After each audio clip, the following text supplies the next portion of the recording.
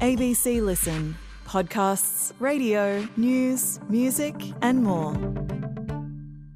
It's been 3 weeks since the assassination of the prominent Hamas leader Ismail Haniyeh in Tehran, prompting the Iranian government to pledge retribution. Since then, the world has been on tenterhooks to see how this will escalate and if Israel will be drawn into another Middle East war. In the last few days, the messaging from Iran has shifted. It's now signalling the right to attack, but at a later date.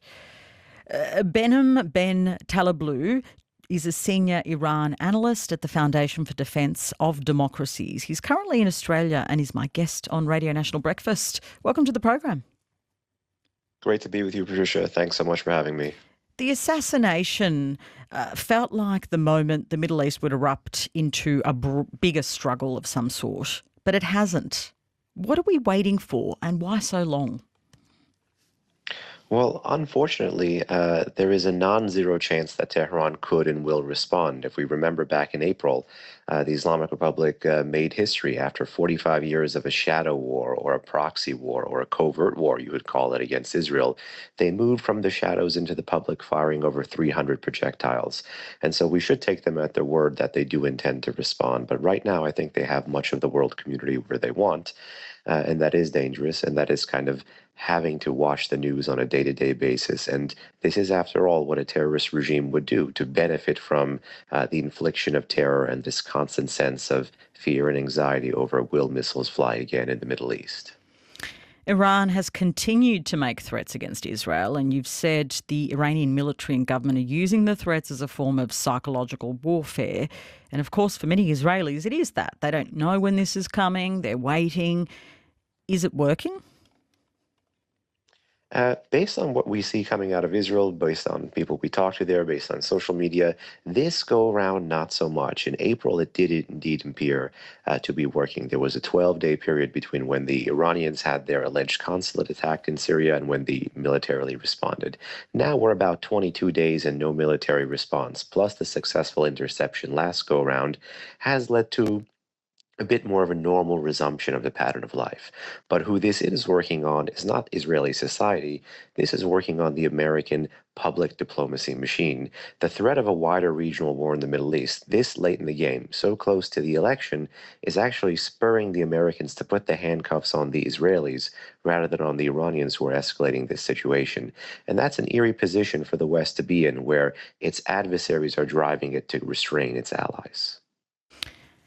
Is it likely that if a ceasefire was agreed on, that Iran would back down from retribution attacks? I know that's been constantly raised as an idea. I think certainly the regime would take the victory lap. Indeed, if the Iranians were able to get the Israelis to fall short of their war aims, controlling the Philadelphia corridor, dismantling and destroying Hamas, should that terrorist group in Gaza survive, then the Iranians could say we threatened ballistic missile use and were able to become the champions or the defenders of Gaza. And from that sense would grow emboldenment, and from emboldenment would grow, unfortunately, another boom and bust cycle of violence. So while it may look like peace in the short term, I fear it'll sow the seeds of a much wider Middle Eastern conflict in the long term. If you're just tuning in, Behnam Taleblu is our guest, a senior Iran analyst and my guest here on RM Breakfast from the Foundation for Defence of Democracies. In recent weeks, Donald Trump's presidential campaign has claimed it was the victim of a cyber attack by Iran. Is cyber warfare something that Iran is using here? Oh my goodness, and you need not take it from me. The Director of National Intelligence, which oversees more than a dozen American intelligence organizations and affiliates, has said two things recently. One, that the Islamic Republic is interested in something kinetic, meaning to militarily or send an assassin to kill the former president, as well as the continued hacking via cyber means, as you simply alluded to, of his campaign. That two-pronged approach, in my view, is born out of, again, that sense of emboldenment that this regime is not deterred. And given that last go-round, the Trump administration issued unilateral American sanctions that had, in terms of their economic effect, much more damage than about a decade of multilateral sanctions. They are looking to prevent this, and they're looking to prevent it eerily at all costs, including cyber attacks and even including support for assassinations. There have been reports of Iran recruiting Israelis to act as foreign agents for them. What do you make of these?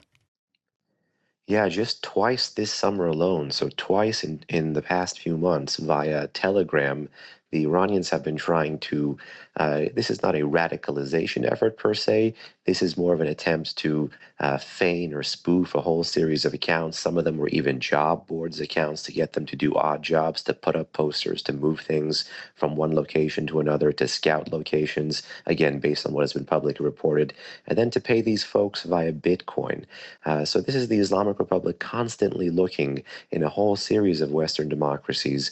Where is the soft underbelly? Where can we find a vector of influence? And at least in places where the Islamic Republic does not have embassies, unlike Australia, so places like the US where I live and work, as well as in Israel, they are looking to move into transnational criminal syndicates because their proxies, Hezbollah, Hamas, what have you, which is traditionally a way for them to hide their hand, is these days a calling card.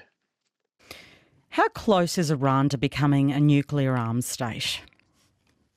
You know, despite all the dissonance and the disagreements between Australia, America, Israel, the EU, UK over what's the correct approach towards Iran, this is the one issue that unites them all. All of these Western democracies are looking to prevent the Islamic Republic from joining the nuclear club, and I think rightly so.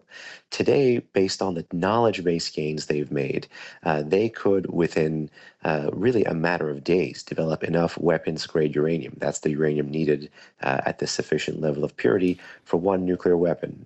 This is even less than a week, some experts put it at that.